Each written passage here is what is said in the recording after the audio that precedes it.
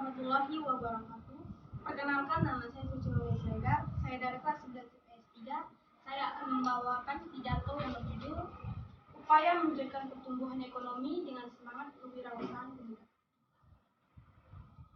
Saat ini penyebaran COVID-19 menjadi kegelisahan dan kekhawatiran banyak kalangan, meski pemerintah sudah mengambil langkah strategi. Tapi, peran kaum pemuda untuk aktif memastikan administrasi kesehatan masyarakat sangat penting.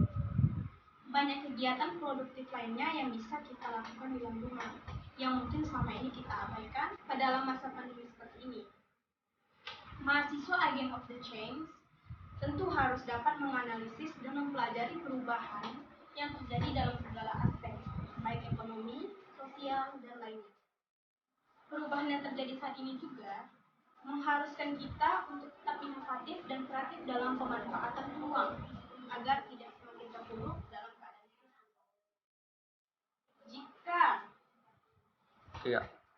Jika tidak peduli dan tidak dapat menangani itu dengan baik, maka dikhawatirkan pada masa yang akan datang akan terulang kesalahan yang sama sehingga ekonomi akan terus mengalami penurunan.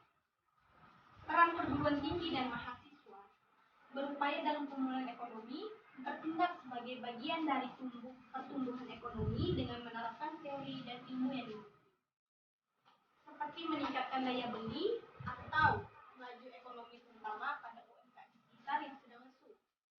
Respon yang terjadi di masyarakat, yakni mengurangi belanja akibat pemutusan hubungan kerja atau yang kita sebut juga dengan PHK dan lainnya. Sehingga mereka harus cermat dalam mengelola keuangan.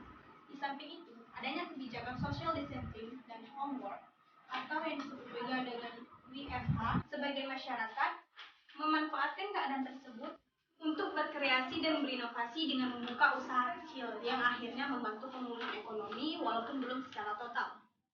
Pada awalnya kita semua menikmati, bahkan mungkin sedikit merasa nyaman karena lebih banyak meluangkan waktu dengan keluarga rumah. Tapi dengan waktu yang lama, seseorang mulai merasa bosan dan sampai akhirnya banyak yang berusaha keluar dari zona nyaman mereka. Artinya apa?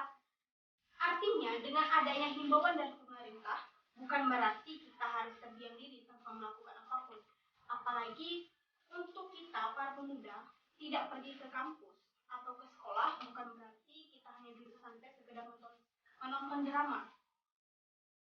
Kita harus bisa berpikir apa yang bisa kita lakukan.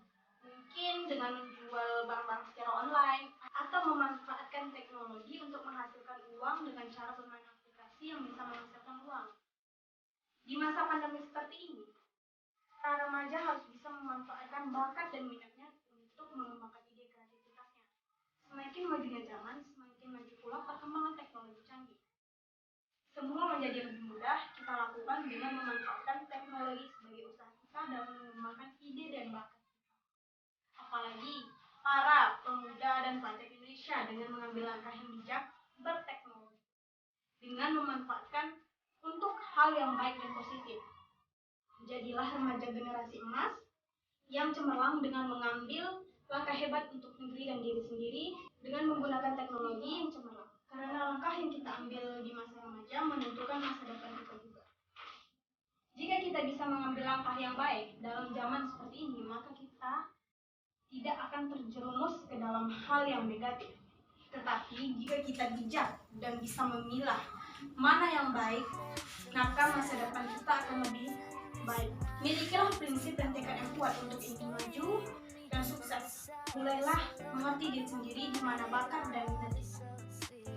Tak perlu mengikuti jalan dan cara orang lain. Kehidupan kita sudah ditentukan sejak kita lahir. Maka dari itu, jadilah remaja yang memiliki usaha dan semangat yang tinggi dan masa depan yang cerah. Gagal itu urusan nanti. Yang penting kita berusaha terlebih dahulu dan tidak ada orang yang sukses tanpa merasakan kegagalan.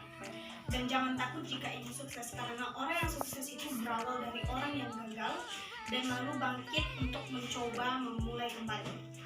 Sekian hasil pidato yang saya sampaikan. Jika ada kesalahan mohon dimaafkan. Wabillahi taufiq wal hidayah. Wassalamualaikum warahmatullahi wabarakatuh.